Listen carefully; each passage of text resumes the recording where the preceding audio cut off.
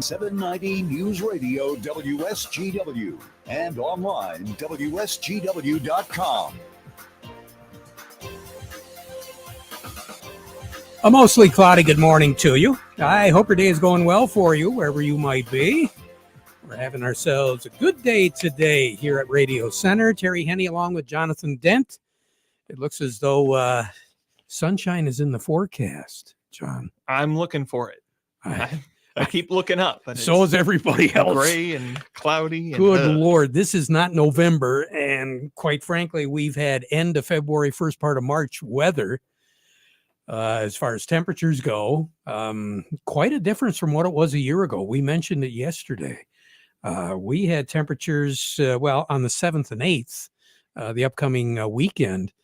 Our high was 16 and our low was 3 below zero on January the 7th of last year. January the 8th, well, it warmed up a little bit, but it started at 1 below zero.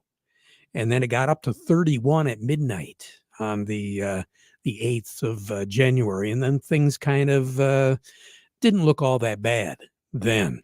What have we got right now as far as the temperature? I think we're warmer than what we should be for our normal high. Yeah, right now out at the airport, they're reporting 35 degrees. Downtown Midlands at 34. Here at Radio Center, 35 degrees. Winds out of the west at 9 miles per hour. And our barometric pressure at 30.07 rising. Some folks got a little bit of snow overnight where you had been seeing plain old, not green, but lawn.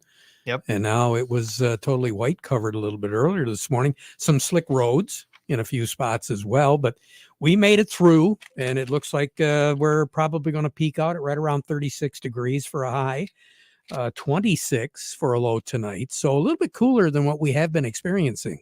Our nighttime lows have been higher than our normal highs as we've gone through the work week this week.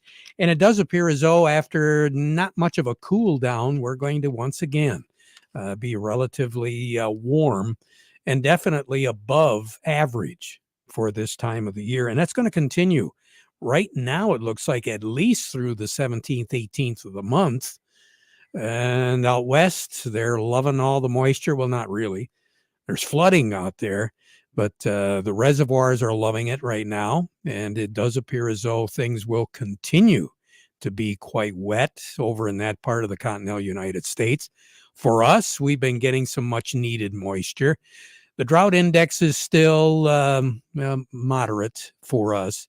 It's going to take a little bit, but hopefully we don't get the moisture as fast as what they're getting it out there, because they're going to continue to get some pretty heavy storms. About 5-6 days.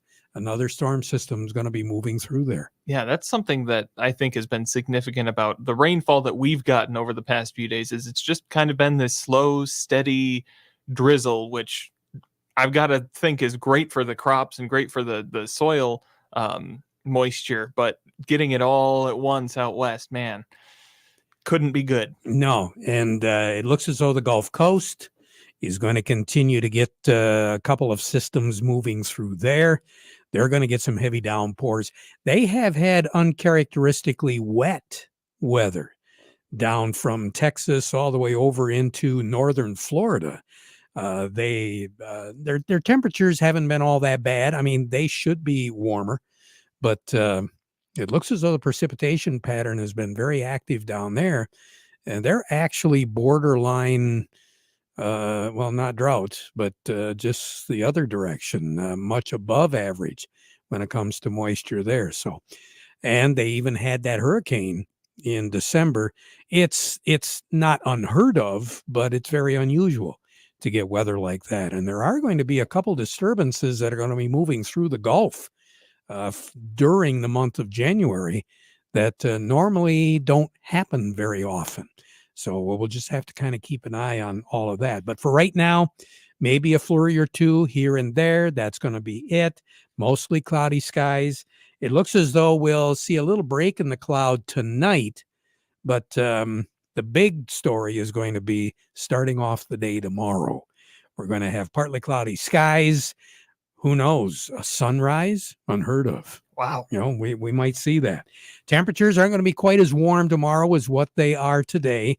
Again, a function of the clearer skies and not having the clouds to hold that warm air down. 34 for a high tomorrow, 22 for a low tomorrow night. 30 is the average high, 18 is the average low. As we move into the day on Sunday, we'll continue to see sunshine. Clouds will be moving in, but more than likely the best chance of seeing cloud cover is going to be in the southern part of the lower peninsula, south of, I actually think south of 94. Might be a few clouds moving up close to the 69 corridor, but not as thick as what they will be in the Ohio River and Tennessee Valley areas, because the system is going to be moving across those Gulf Coast states. And that's going to generate quite a bit of activity there. But high pressure, which is currently or will be over the Red River Valley area, the Dakotas and Minnesota, that's going to keep the track of that low well to the south. So we're not going to see much of anything in the way of any kind of weather from that. Monday, Tuesday, Wednesday, Thursday, it looks as though Monday will still have a chance of some partly cloudy skies, but then Tuesday, Wednesday, Thursday, we go back to the cloud cover, but very little, if any, chance of precipitation. High temperatures, though, Monday will hit 40, then Tuesday, right around 40, and then we'll go into the low 30s on Wednesday and Thursday. But again, as we said, above average on those temperatures all the way through the work week next week. Precipitation pattern is going to be below average next week, but then next weekend, we're going to see a little bit more activity as far as the moisture goes. And then the week of the 16th, I believe Monday is the 16th, then we're going to see a little bit more active weather pattern. Record high in the state is 55, set back in 1946. The record low, 9 below zero, set 9 years ago in 2014. A year ago today, our high was 24 and our low was 5. And as we said, it got colder as we went through the next few days. More on that weather as we go through the broadcast. Standing by. Well, first I want to say you can't spring that on me. 9 years ago in 2014, that statement. Oh man, I shouldn't feel old yet. No. But for our market report, we'll be talking with Gary Kaufman at Star of the West, and then as per usual, Doug Klein at Oppenheimer. But first, our weather report today brought to you by the folks at Nutrien Ag Solutions. Nutrien Ag Solutions has the local expertise to recommend the corn, soybean, and other seed products that are the best fit for your field. Plus, unparalleled agronomic support with products and services to unlock yield potential and improve crop performance from planting to harvest. Ask about our financing options to help you get more from every acre and lead the field. Visit your local Nutrien Ag Solutions branch or go to nutrienagsolutions.com.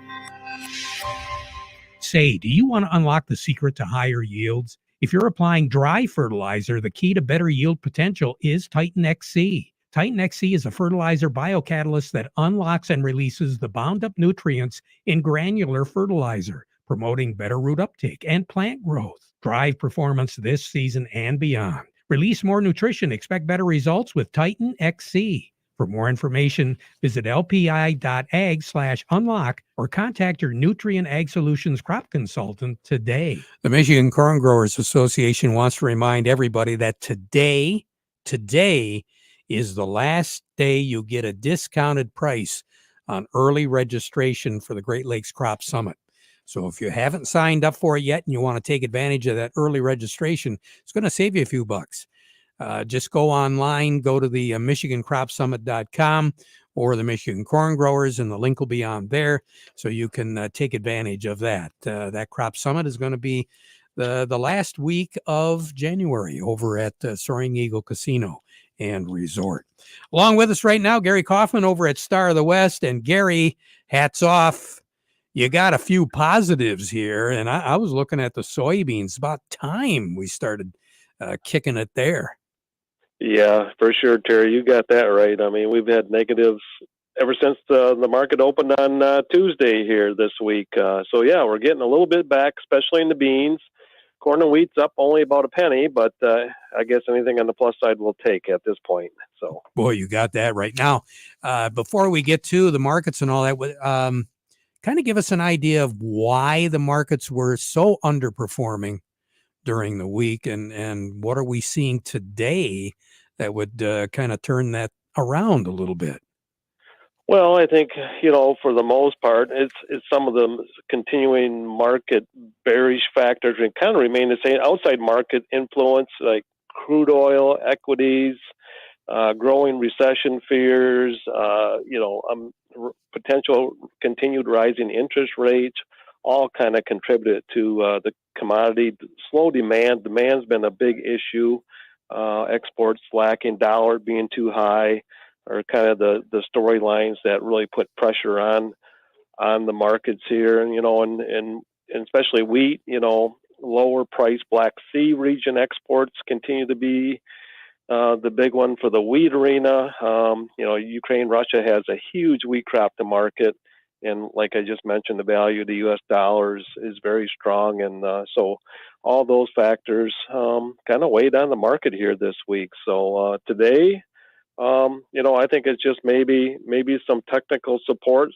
We've just had a lack of buyers all week in the market. A lot of sellers, but no buyers, and maybe the buyers are coming back today. So with the market being down so much, if we look at last Friday's close, Terry, to where we are at here at the noon hour, wheat's down about 44 cents for the week, and corn and beans are down about 26. So. Tough start to the new year for sure. So yeah, and one thing that I noticed, and I think this just happened over the last 24 hours, the Russians had wanted to have a ceasefire over in the Ukraine so they could celebrate Christmas, and the Ukrainians said, that ain't going to happen. Yeah, it's that's going to be interesting to see moving forward here if they can ever, have some kind of talks that, of course, Russia wants some Ukraine land and Ukraine's not willing to give it to them, so they just want them to go away. So, a lot of politics are playing into the war for sure, and but the exports continue to, pretty much roll out of the Black Sea region, but at a slower pace than they have been. But I guess, that will keep the market on edge either way, good or bad. And, we had a lot of volatility in 22, and, we're going to have a lot of volatility in 23 as well. So it sure looks that way. So what do you have on the board right now, Gary? Let's call cash wheat up 2 right now. That puts the white at 704, the red at 654. New crop is also up a couple at 741 on the white, 691 on the red. Cash corn, let's call it up 2 at $6. New crop is up a penny at 532. Cash soybeans currently up 20 at 14.16, and new crop was up 14, Terry, at 13.32. Have a good weekend. You too. Thanks, All righty, take care. Gary Kaufman over at Star of the West. Who do we have now? We'll be heading on over to Oppenheimer and talking with Doug Klein. But first, our market report brought to you by Schaefer and Beerline. Are you ready to upgrade to a new Ram truck for your family farm? Now is the time to order your new Ram 1500, 2500, or 3500. So you should see the folks at Schaefer and Beerline in Frankenmuth, the Great Lakes Bay certified ag dealer. They specialize in all models of new Ram commercial trucks and vans, and ordering is the way to go. You can buy with confidence from Schaefer and Beerline in Frankenmuth since 1852, where family and service sells cars. Also by Thumb Bank, they've been serving agriculture for over 125 years with 2 locations in Bay City, also Cass City, Caseville, Pigeon, Bad Axe, and Marlette. Thumb Bank, where relationships are built on trust. Well, Doug, how did we close out the week here? First week of the new year. It seems to me like we closed about even. It's a big update today. The labor numbers came out, and they were fairly strong, but wage inflation was very weak, i.e. the Twitter twits that lost their jobs at $150,000 a year walking around clueless and drinking coffee are now walking around clueless and serving coffee, and just doesn't pay the same. That's my take on it. But the short sellers made $300 billion last year. That's good to know. All they had to do is put a communist in the White House and boom, make all kinds of money destroying the American economy. So, there's a lesson learned. I guess. No, hopefully whoever has learned. You'd hope, but I don't know. But just on a side note, lumber is about $357 right now. So that I think was a little over 500 or even 900 at one point. So that's come down a long ways. Yeah. Because of the interest rates going up, and steel's right around $4,000 a ton, and that peaked out at around 5,200 and dropped down to 3,500, and now it's about 4,000 a ton. Well, who makes steel in the United States?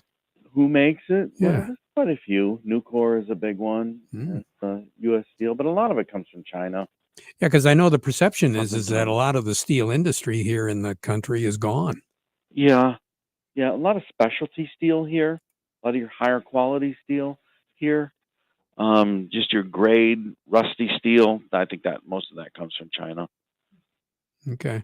It's already rusted through by the time it gets Well, here. yeah, salt water does that. Yeah, exactly. Yeah. Oh man.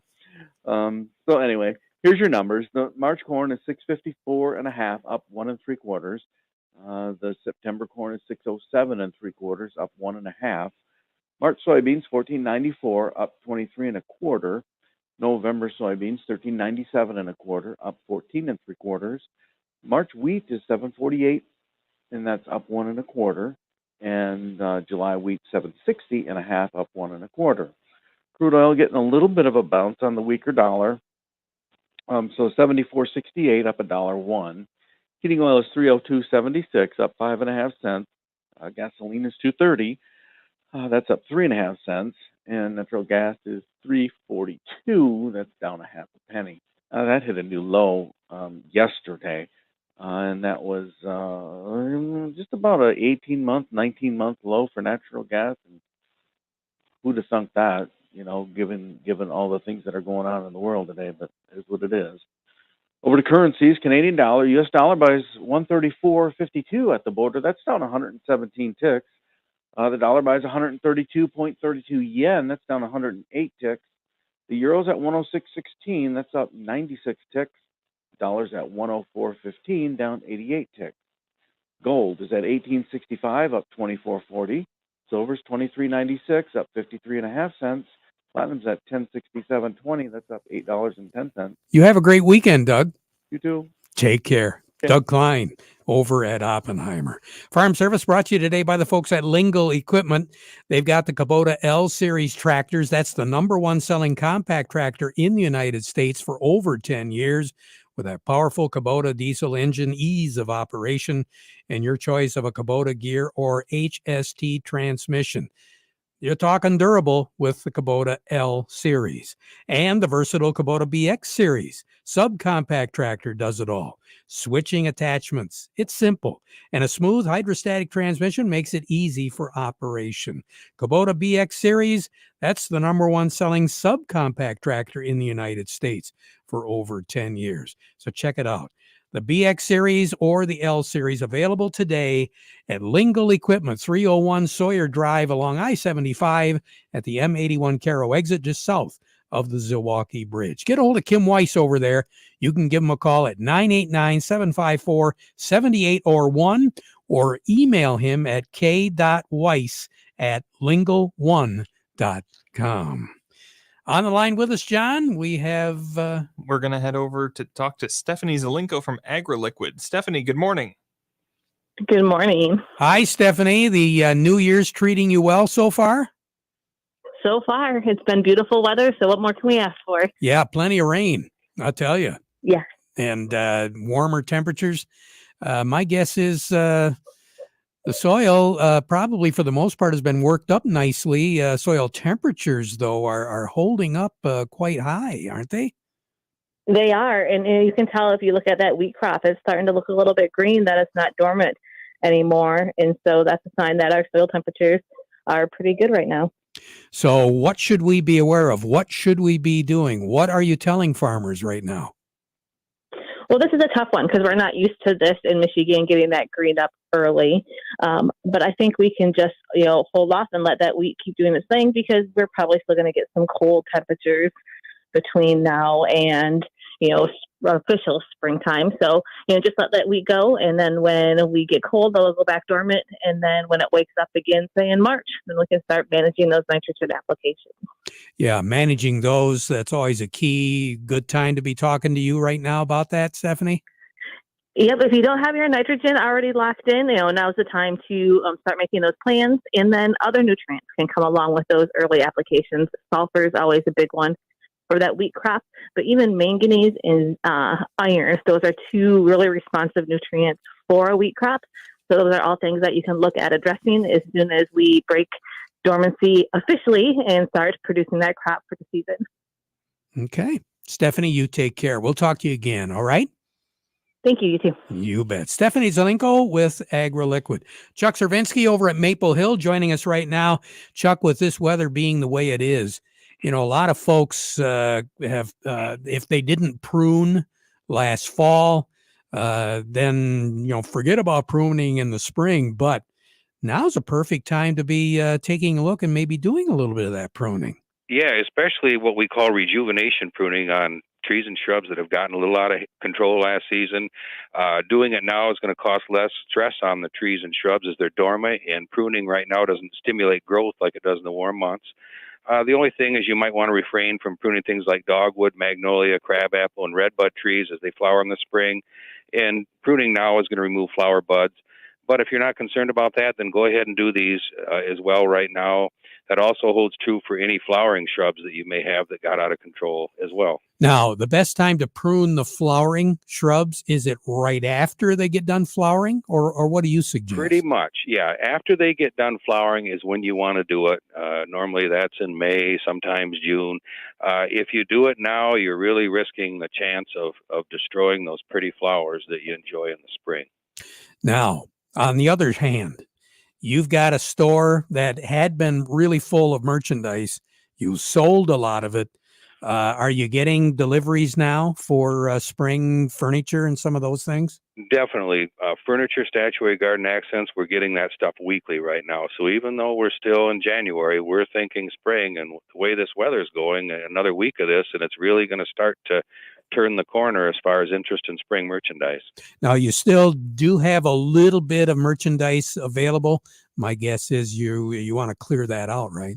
Definitely. We still have our floor sample sale going on in the furniture department. You can save 20% and in some cases a little bit more on some of our floor samples that we still have available. All righty. And your address and your hours? We're at 2672 North Eastman in Midland. We're here Monday through Friday, 8 a.m. to 5 p.m., Saturday 8 to noon. All right. Have a good one, Chuck. We'll talk to you next week. Okay, bye-bye. You bet. Chuck Cervinsky over at Maple Hill. Well, the Farm Bureau really knows how to have an annual convention, John. Well, if their state annual convention is any indication, I was over at that one. That was something. They're having it starting today in San Juan, Puerto Rico. I think they got it all figured out. I think Sorry, so. The budget didn't allow me to send you there. Hey, we'll be back at 12:30 with an update, but now we conclude our program with the playing of our national anthem.